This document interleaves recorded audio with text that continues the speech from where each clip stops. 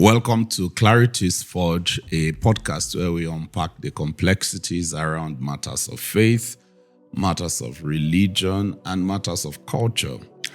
If you're interested in clear-headed, lucid thinking around these kinds of subjects, this podcast is for you. My name is Gideon Udoma, and I'm the main host of Clarity's Forge. And today I have a co-host with me, Dr. Joshua Agumbiade. All right, it's good to be back with another interesting episode of Clarity's Forge. And like I would normally ask, what are we talking about today, Doc? Today, we want to talk about how to be effective in our witnessing for Jesus. When we have conversations with people, how to ensure that we can be effective in sharing the gospel and some of the tools that we can use to get that done. And today we want to focus on one of those tools, which is questions. All right. So today we are looking at questions, asking questions, using questions, employing questions as a tool in gospel engagement, particularly in an evangelistic context. So where do you want us to start? How do you want us to make our entry? All right. So I think that a lot of people don't like questions, especially in our Nigerian context. Sometimes people even say that a lot of Nigerians respond to questions with questions. And so somehow questions are demonized in school. When we had classes and the lecturer says, is there any question? Many times people just want nobody to ask the question so that the class can end. But then there's always this guy that says, I have a question, and everybody's like, this guy again. So there's a way that we didn't appreciate questions, and we didn't see how questions are very helpful in unpacking truth and a lot of other things that questions do. So the first thing that I would want us to talk about is how that questions are helpful and questions are very useful. As we go on, we'll probably talk about how questions help and how we can use questions. But starting off, just to say that Jesus asked a lot of questions. Jesus employed a lot of questions. Jesus used questions for different things at different times. So questions are not necessarily bad things, especially when you're having conversations with people. Questions are useful for all sorts of things. They might even be appropriate to respond to questions, especially if the question is loaded, if someone gives you a question that is not very clear, you also might want to use a question to unpack the question that the person is asking you. So yeah, questions are helpful in that regard. And so just starting out to say that a lot of people are not sympathetic towards questions. But questions are helpful, really helpful. All right. So there are two things that I see playing out here. Number one is the objective utility of questions or questioning. And then number two is the particular application of questions in evangelistic context. So when you're trying to talk to someone about Jesus, knowing that questions are valid and that they are a legitimate way to engage people, you then would be more predisposed to using that same tool, which is questions and questioning in an evangelistic context. And I think it's important to maybe just from the standpoint of trying to establish the legitimacy of that assertion that says questions are fine, questions are valid, questions are legitimate.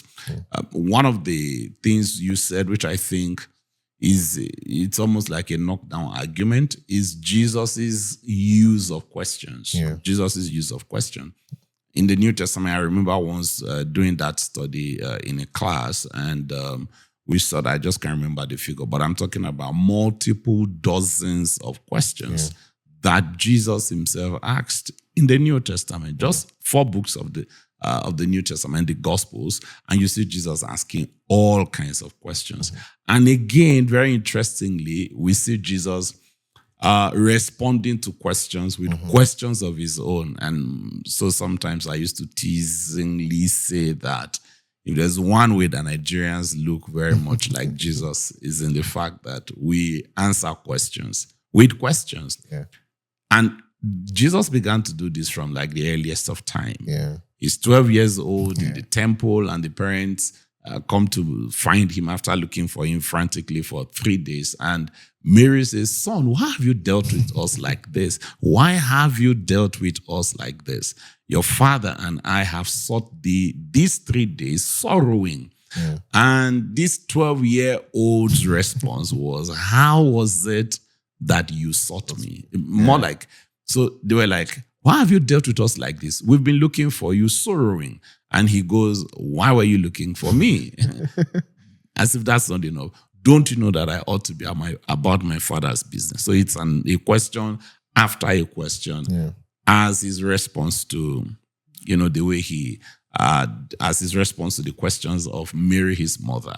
Or, for instance, the other time when they came to him while he was teaching and they said, "Oh, your mom and your siblings, they are out there looking for you."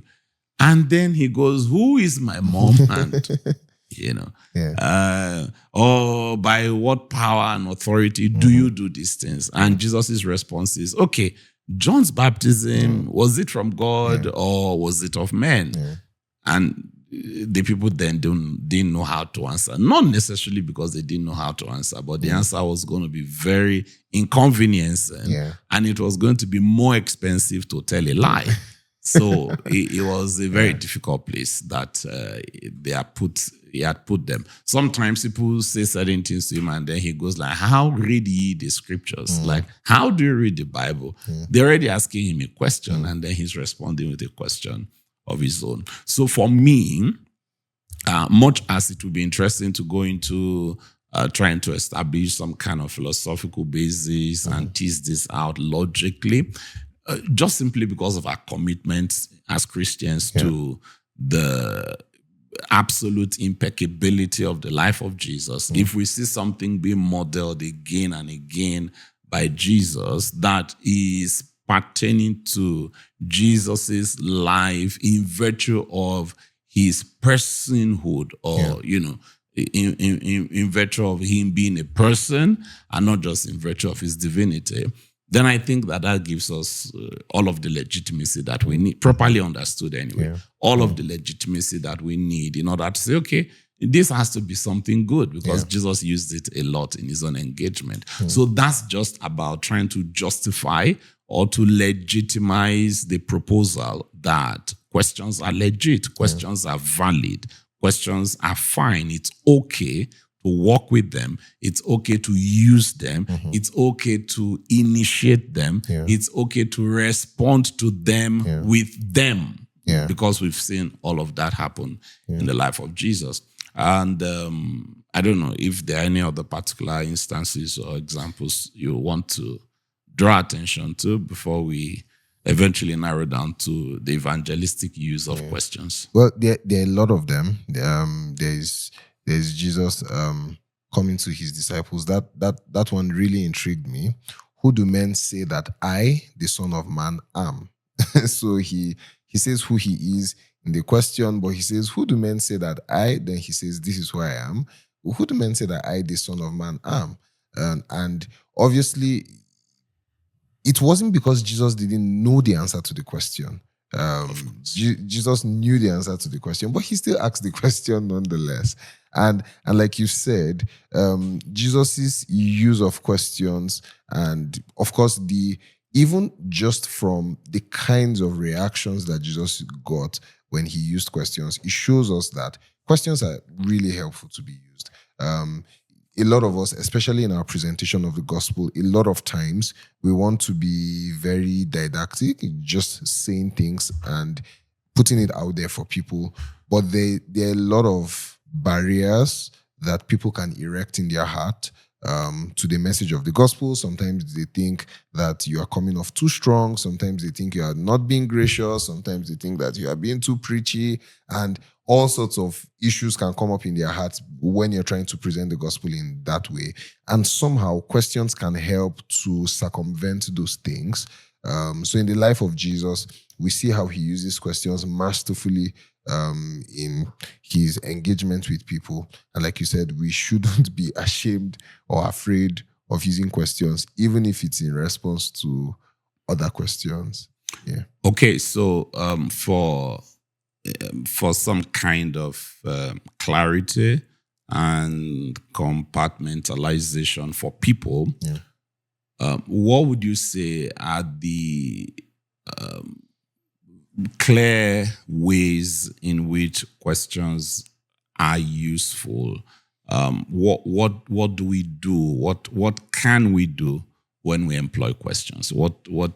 Where does it get us? What are we likely to achieve by the use of questions? Just in terms of clear-headed presentation to say, okay, so number one, I can do this with questions. Number two, questions can get me this.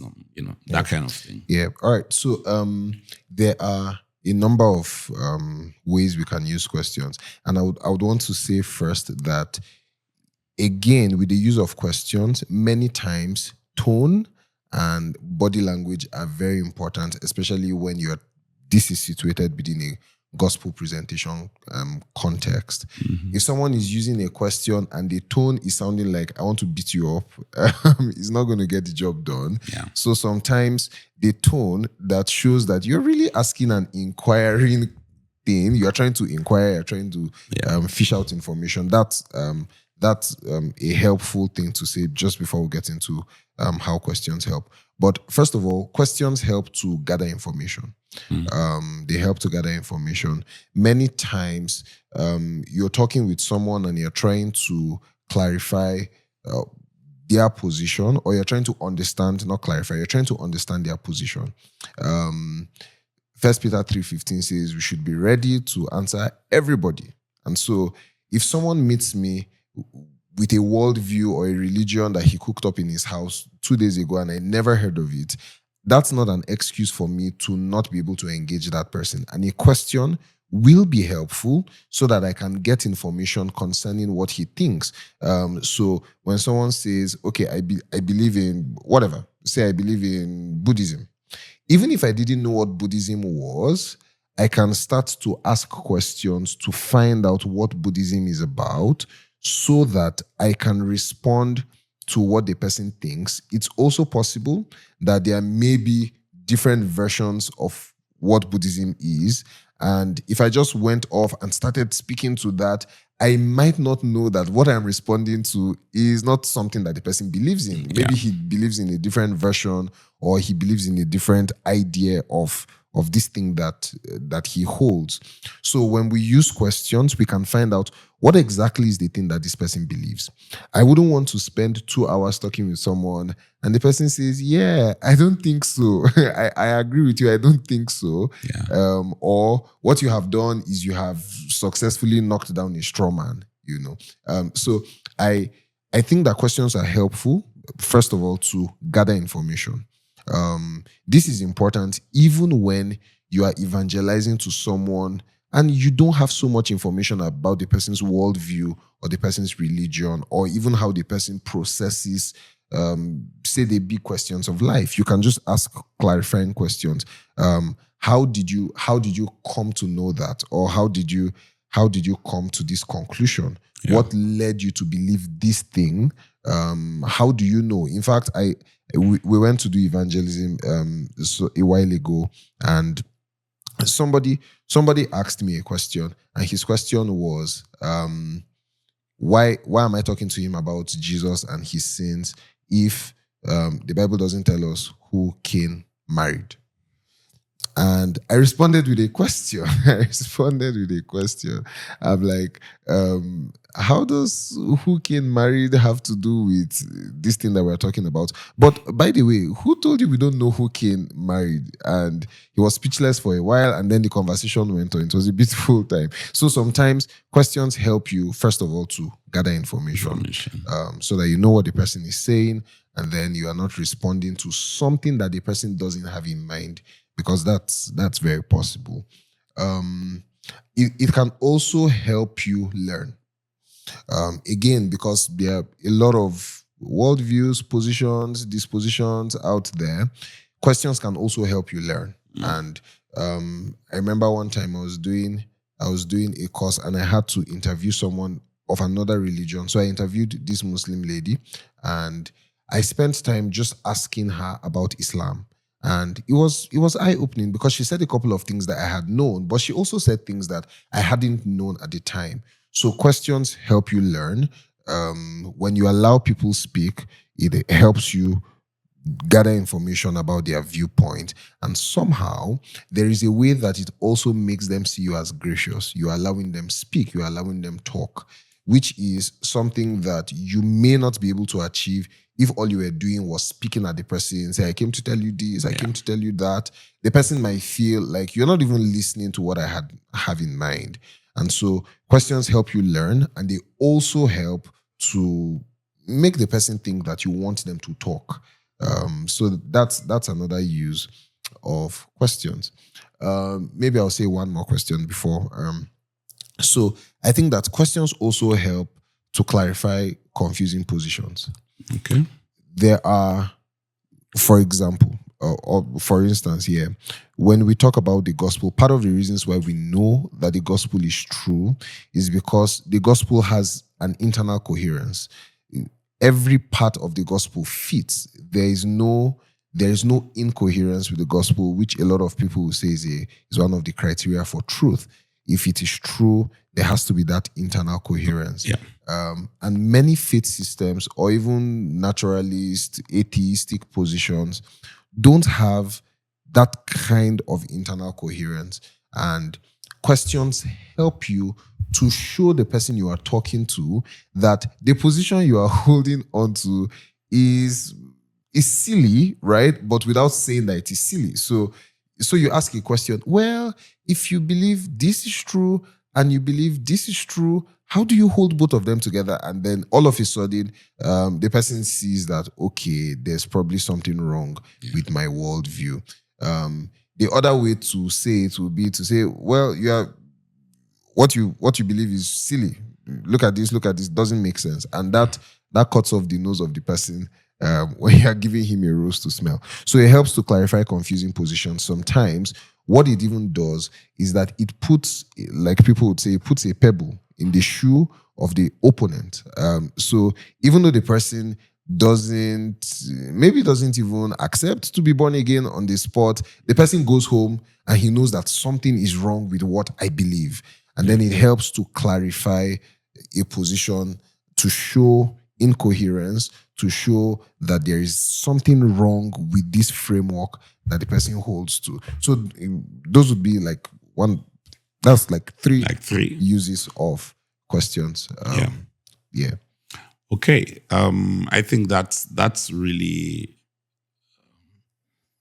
incisive and gets to the heart of much of the matter. And I guess that with that, it's becoming obvious how very important the tool that is question can be. It helps you gather information, like you said. It helps you to learn, and then it also helps you to clarify confusing positions that might be held by people. And because of just with the things you've said already, it's very obvious, therefore, that in an evangelistic context, you don't need to know a lot of what the other person believes or does not believe, so long as you are armed with the right questions. Asking the right questions will always help you to gather information, like you said, about what they believe. It will help you to learn more of that thing which they believe, even if you think you already know what it is that they believe.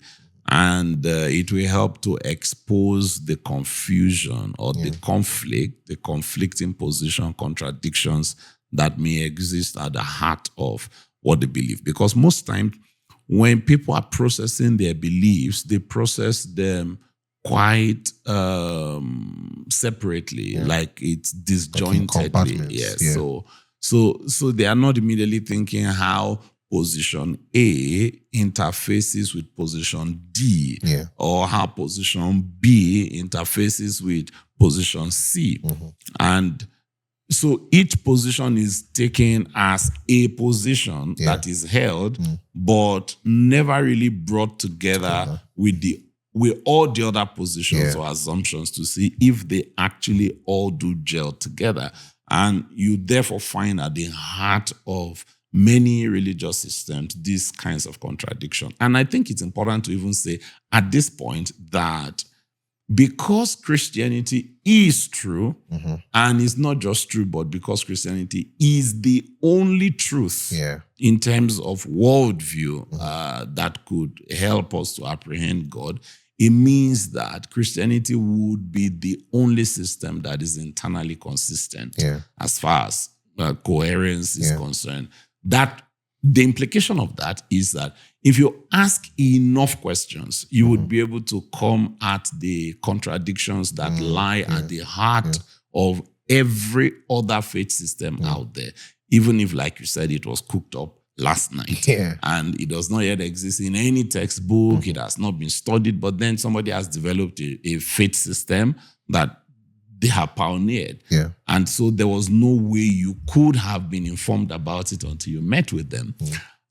Or if it is even a faith system that is older than Christianity, historically speaking. Because Christianity is the only one that is true, that would be the only one that would be internally coherent and consistent. Therefore, every other system you are interrogating, if you do it long enough, good enough, you're going to start to strike at the contradiction that is at the heart of it. And then, like you also said, you use the same questions as a way to make the point that there's a contradiction here. To say, if I heard you well, you said this. And if I heard you well, you also said this. And I have a bit of problem. Can you help me? How do you hold on to this if you also hold on to that? Seeing that it looks to me that this part of your first position cannot be upheld if you also believe the other thing here because of, and then you show what you think the contradiction is, and you're like, I'm just asking here, what am I missing? So it's not, it does not appear confrontational. It does not, you are just simply working with the material that the person has given to you in the course of your interaction with them. So they are the ones that are provided you the raw material that you are using in order to process their faith system. That saves you from making wild assumptions or striking at straw men or straw man and all of that. So, those are very, very important insights into the utility of questions. And I'm sure that there's a whole lot more that we could say with regards to the use of questions. So if there are any more uses, or you want us to go straight into the evangelistic core of what we could do with questions. Let me just run through. And these are quite important as well, that questions help to reverse the burden of proof. So someone, and this is something I see a trap Christians fall into every time. Someone comes and makes a claim, and the person asks you to debunk the claim. God doesn't exist. Oh, Christian, explain to me how God exists. No. If someone makes a claim, the person needs to shoulder the burden of proof for the claim that he has made. If you say God doesn't exist, or Christianity is false, or I don't know if I should mention, like Billy Carson did. He made a claim, and a question was asked, and then it was obvious that he was blowing hot air. So Yeah. it helps to reverse the burden of proof. So instead of me coming out to say, and God exists because evidence number 1, evidence number 2, and I have like 15, and then the person says, well, I still don't believe God exists, so that I don't waste my time like that. If you made a claim, back it up, prove it. If you say God doesn't exist, I'm going to be asking you, how did you come to that conclusion? How did you arrive at that position? How are you sure that what you believe is true? A couple of weeks back, I was in the bank. I went to pick up my ATM card, and then the person who was attending to me, he has a work colleague that attends our church. So he says, so you are from this church? I'm like, yes, I am. I attend that church. And he didn't know I was a pastor, which was good. And then he starts telling me that he doesn't believe in God anymore. He used to do religion, but he doesn't do religion anymore. And I really wasn't in the mood to talk about religion, but he just kept pushing it. So I asked him, okay, how do you know that what you believe is true? He says he read it on the internet. So I'm like, okay, how do you know that what you read on the internet is more reliable than the Bible? In like 5 minutes, he had adjusted his position to say, well, he believes that God exists, but he just doesn't think, he thinks all pastors are thieves, basically. And it was just because I used questions. I didn't say anything. I just made him, this claim that you're making, back it up. Yeah. Defend your claim. And so questions help to reverse the burden of proof in that regard. Questions also help you to lead the conversation, because many times conversations can just be all over the place. You start out talking about something and then you are going everywhere. So the his original claim is the resurrection is not true. And then in 5 minutes, he's talking about how tithes and offerings are not supposed to be collected. So what you're supposed to do is you're supposed to use a question to bring that conversation back to the point and say, well, what you have mentioned is a very beautiful thing and it's something that we can discuss at a later time. But at this point, could you please answer the question I asked, which you have not answered? And so questions help to lead the conversation in that regard.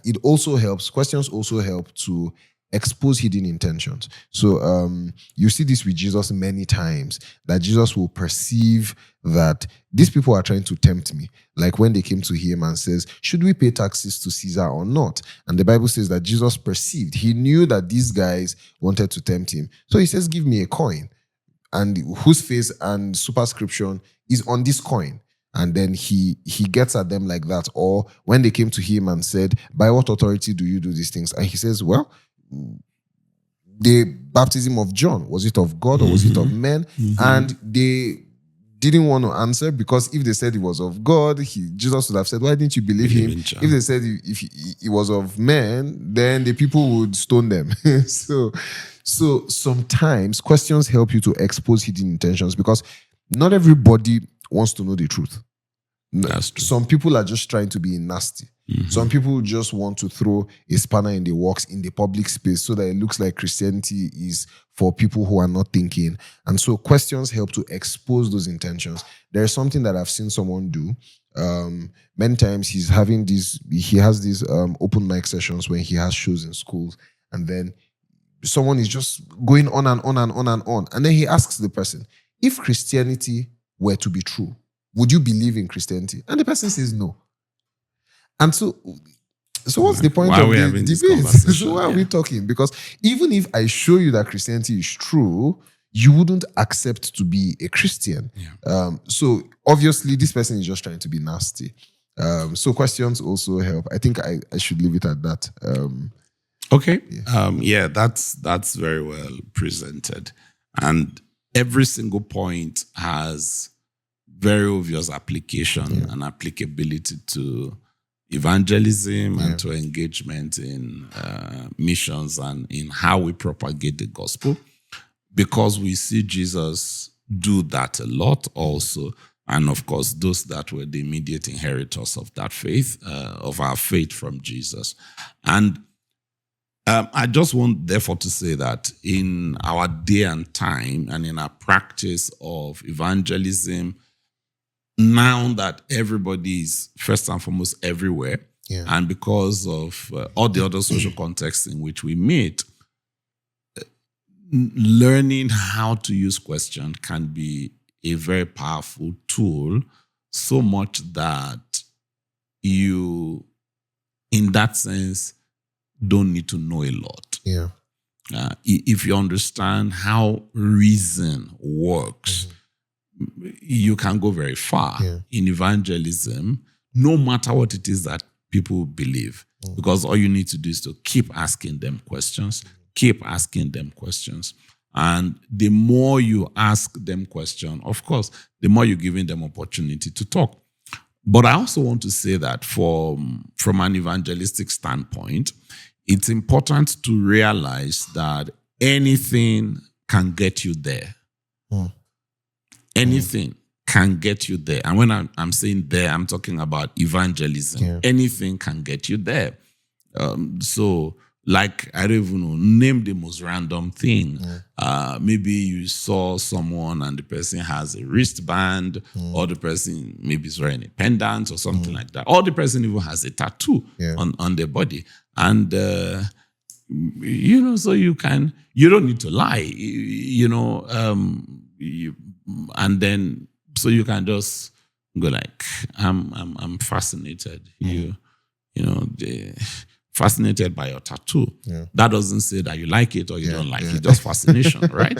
I'm fascinated by your tattoo. Just in case you don't know what your immediate emotion is, and that's not really your point. Your point is you're trying to buy some kind of legitimacy to ask a question. And so, if you are not fascinated by the tattoo, find something else that you're fascinated by. There has to be something. Maybe the person has a ring, or maybe the person has a wristband or something. So you could just go like, I'm fascinated by your tattoo. Does it mean something to you? The person says yes. Like, oh wow. For you to have put it in an obvious place, it really must mean a whole lot to you. Have you had this for long? Is it a recent thing? You are still asking questions. But then you're giving people a chance to talk.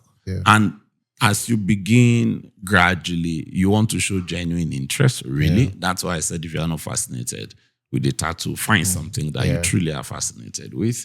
That genuineness of your interest is going to be obvious to the person if you are. And it has a way of drawing out the person out of themselves. You will be really shocked at how many people out there truly want to be heard. Are truly looking for someone that would be interested enough to want to hear their story, who is not talking down to them. Because the things we consume generally now as a civilization literally talks down on us. Everybody's, people are generally glued to their screens. Most times, you are only doing the consuming. You are hearing out others. You are watching other people. You are listening to other people. Except in phone call scenarios, which is one of the reasons why I'm not very disposed to doing all the voice notes that people do. Like anyway. So, I'm very terrible with it. I think I should still vent here because most times when people send me voice notes, if I go through the trauma of listening to them, I catch myself in the middle responding because I'm hearing somebody's voice. So I'm like, it feels like it's a phone call. So I'm always catching myself, midway trying to respond to what I'm listening to, even because it feels like the person is on the other side. It's their voice and it feels very much like it's a phone call. But that's how much now we are in this place where we are consuming. And as much as it looks like we're in a social media age and everybody's everywhere and everybody's phone is a platform and everybody, or maybe your social media profile is your pulpit and everybody's talking, there are still people who are frustrated by the fact that their very best effort does not get noticed at all. So somebody where was I? I don't know where it was recently, and the conversation was around people who are making effort and they are posting, and then maybe they get 5 views, and somebody said 1, and I'm like, okay, like she literally gets 1 view. I don't know how you get 1 view, but she said 1, and she said it from a place of real concern. There's a league of the unheard, of the unseen that exists, even though we are playing on the same platform. Where people are pulling millions of views and pulling thousands of views. So as much as it looks like there's everybody everywhere, the truth of the matter is when you go out there, a lot of people are hurting. A lot of people are literally longing to be heard. Because all they do almost all their lives is to listen to other people, whether that is music or a podcast or it is a reel or it is a song or watch others. Audiovisuals are everywhere, but they are produced by the minority for the majority. So even though it looks like we are very saturated, the saturation is concentrated, and it's like a pyramid. And at the bottom of it are the consumers, and at the tip of it are the producers. So there's still a vast number of people who are not heard, who are not seen, who are basically invisible.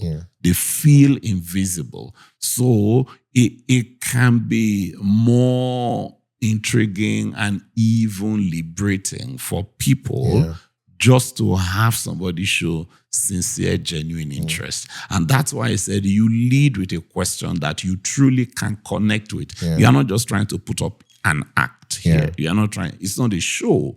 So it could just, at the very best, it could be something with double intent, but that both intent are genuine. They are sincere.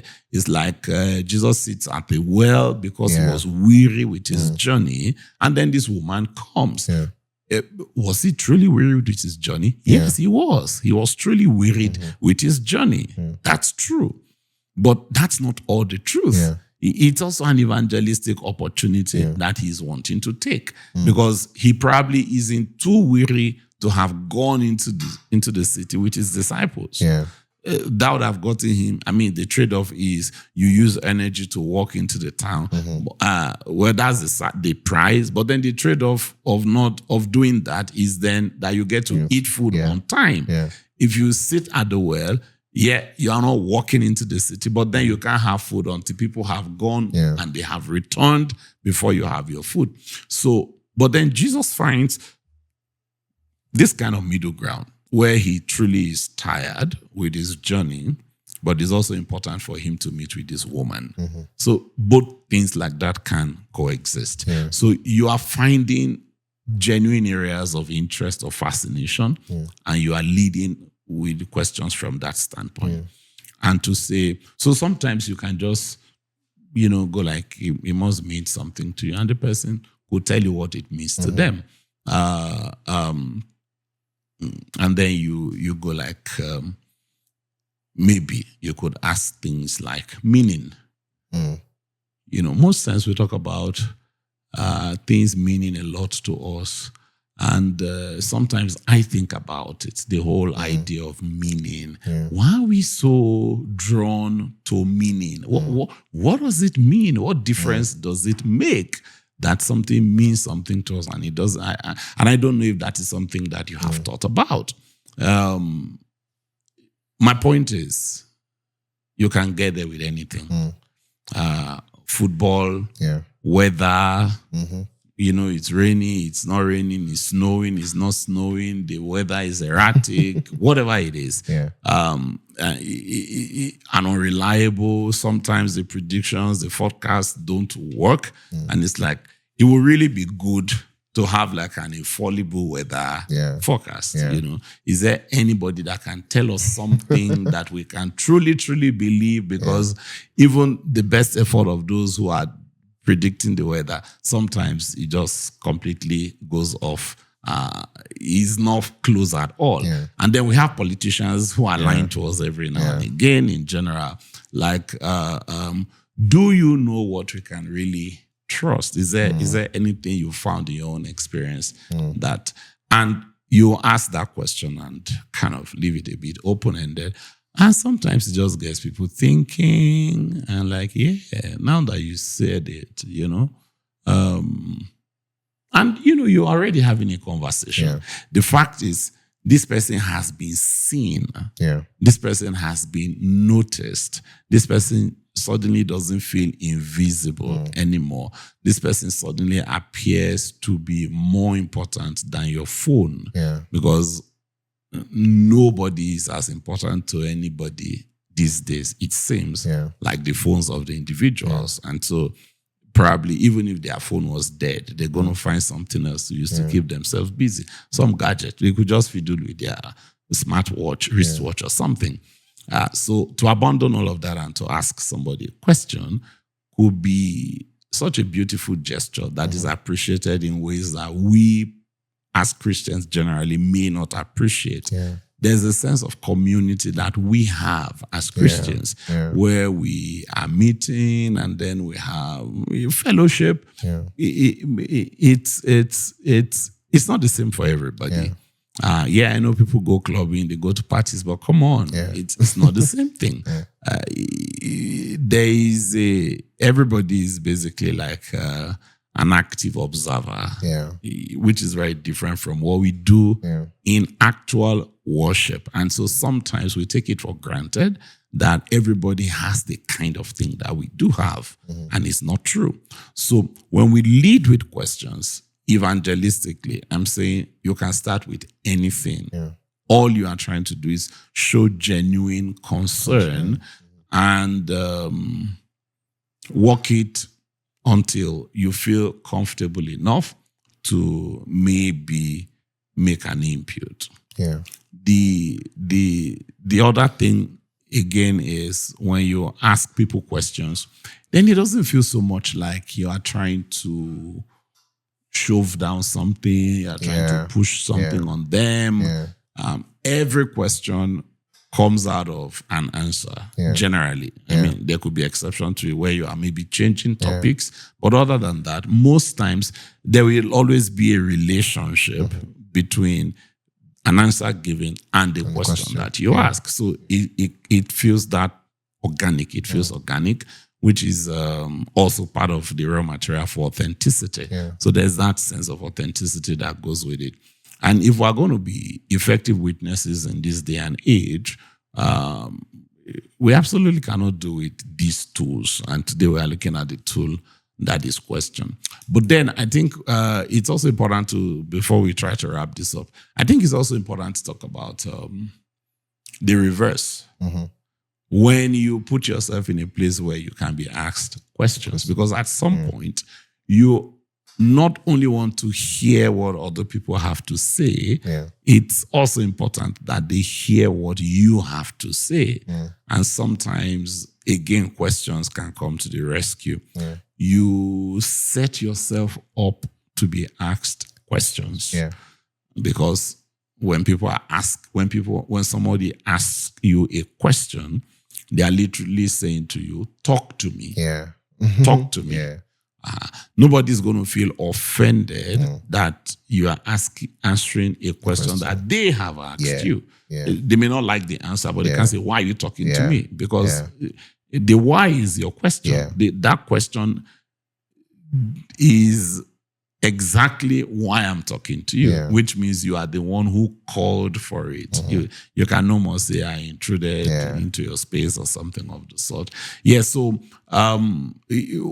how do you see being questioned?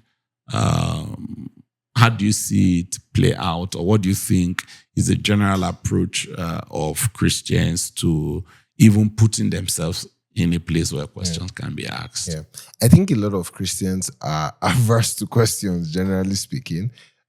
Sometimes it might be because we don't know enough about our faith, and so questions threaten us. it's almost like this thing is almost falling. Don't shake it so much so it doesn't fall.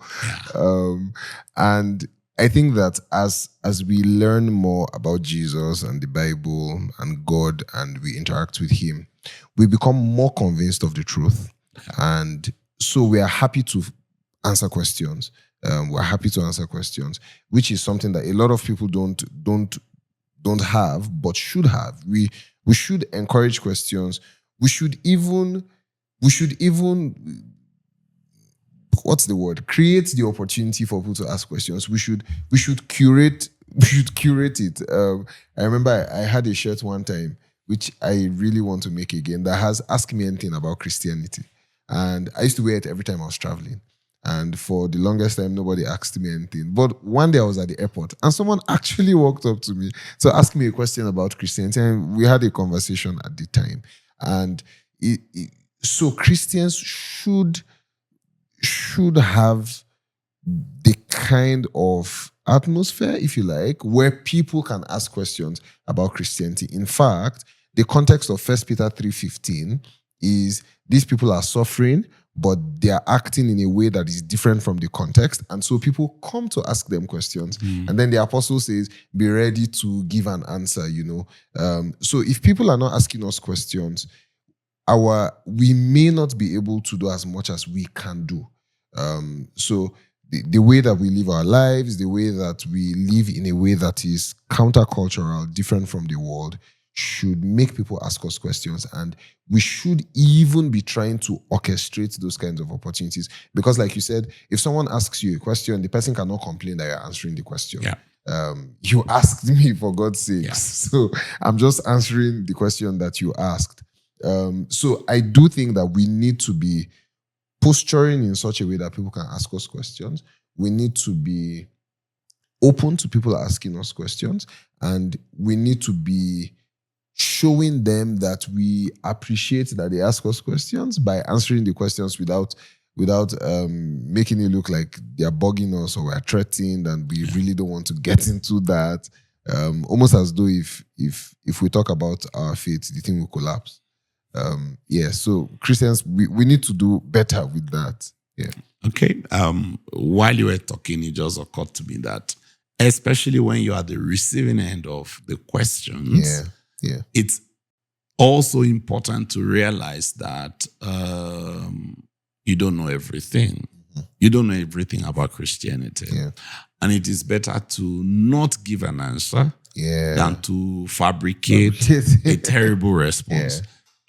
In dealing with questions from people are not just interested in the propositional enterprise of answering their questions with words. People are also interested in the life that comes with it, the sincerity, the authenticity. So when you bump into a question that you do not have a clear conception of an answer to, it's just honest. And we should be honest people as Christians. And so you should honestly say, I haven't really thought of that, or that's actually a question that I have personally been dealing with or struggling with or wrestling with. Maybe not struggle. You say you've been wrestling with this question as a person, and that you are very happy and that this person has, that you've asked this question. This is actually going to get me to bring it up on the list of what I really need to deal with. And so that if you don't mind, I would want to think a bit more about this, research a bit more about this, and then we can meet later to talk about it.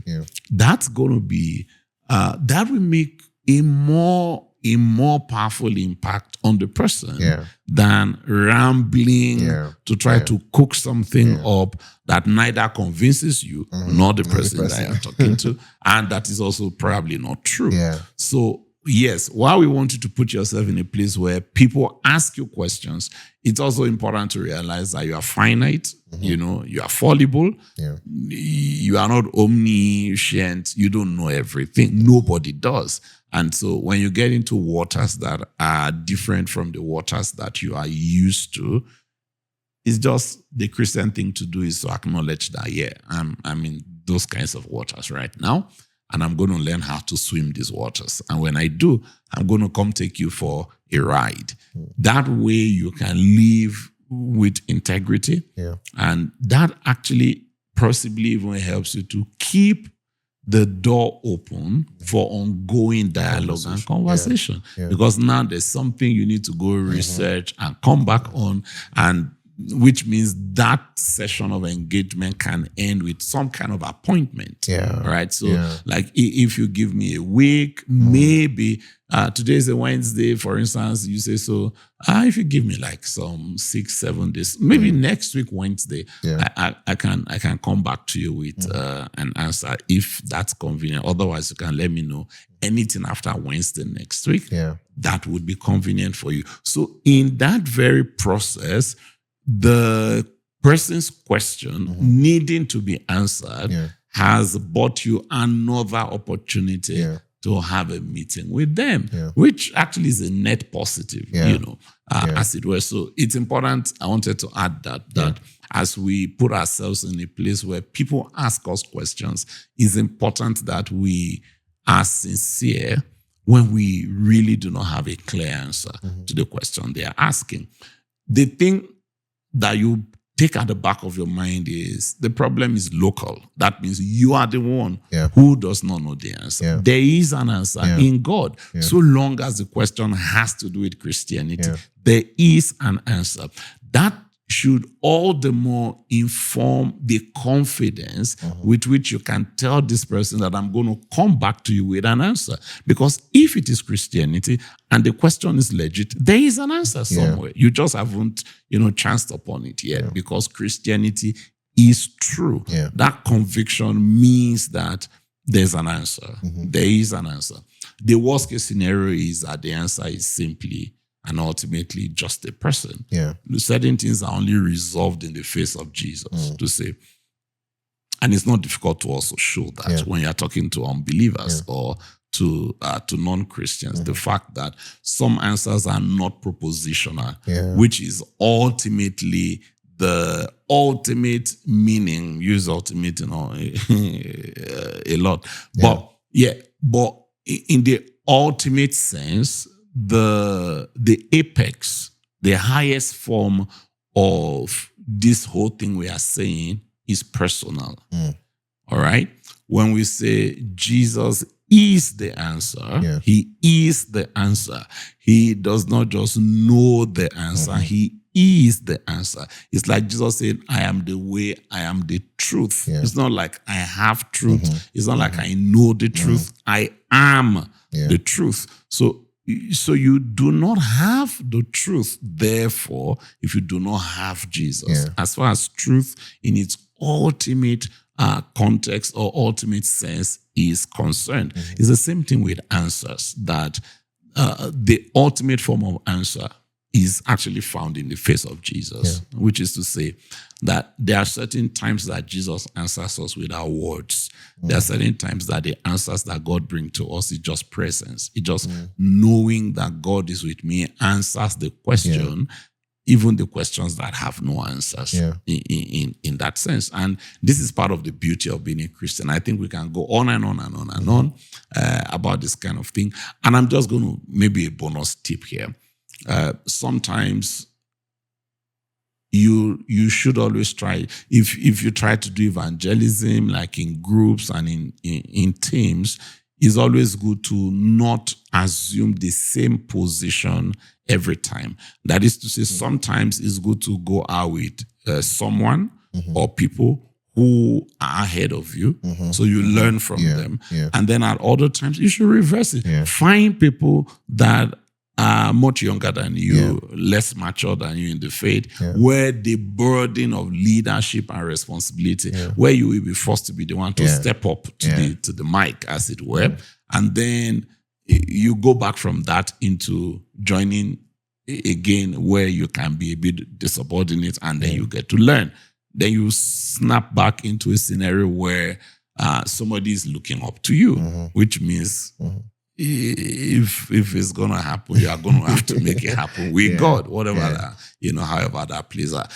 By so doing, you are growing and you are being responsible, and then you are maturing. So you are learning, you are growing, and the knowledge is not dormant, because as you put yourself in these uncomfortable places, these places that challenge you to take responsibility, you get to learn. There are certain things that there's no other way to imbibe except you actually put yourself out there.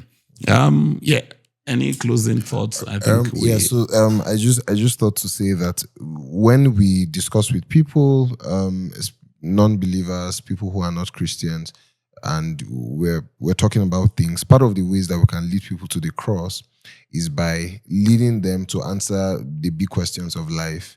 How did we get here? What are we doing here? What's the meaning of life? And then where do we go to after here? So how do we get here? The question of our origin, the question of meaning. What are we doing here? How does this world make sense? How do we know right from wrong? The question of morality. And then ultimately, where are we going to from this place? So if we lead people through these questions, it's easier, or it's helpful. It's helpful because it can lead you all the way to the cross. And you can, like you said, you can start from anywhere. If you lead people, you order the conversation along these lines, because with questions, you can lead the conversation. So you can lead the conversation along these lines. The big questions of life, it can be helpful to lead them all the way to the cross.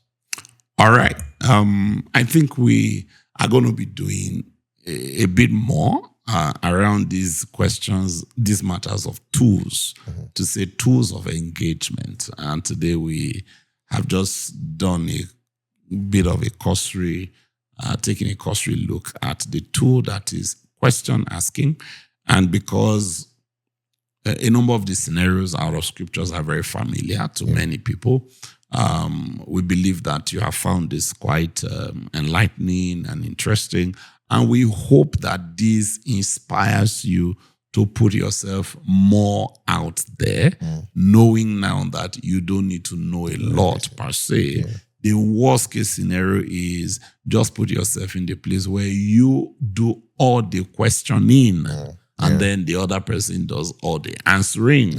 And then you can then make inferences from the material that is provided to you in the course of the question. And you can even leave off with an open-ended question to say, yep, I heard that, I heard this, but how do you put these together? And then maybe the person could be the one saying, okay, I never thought of it that way. Maybe let me give it some thought. And again, it gets you to where you want to be. Continual engagement. And then you're like, okay, I'm happy. Do you know when we might be able to meet up again? Because I'd really love to hear how you resolve this apparent dilemma at the heart of what you believe. So you could have spent 20 minutes, 40 minutes or whatever without really needing to bear the burden, for saying anything. And then the person leaves there having been heard, having been listened to, having been seen, having been recognized, and also maybe with a pebble in their shoe. Which is, that's definitely a good deal, if you ask me. So we hope that there could be, maybe as we take questions, as we listen to people's comments, if there are particular aspects of this tool, which is questions, that people want to find out about, which is why I would really welcome your comments and your input. Let's have them. Any questions, any input, any observation, and if there are aspects of the subject of questions and how questions can be used that you would really want us to clarify, please feel free to drop them in the comment section of whatever platform that you are watching or listening to this on.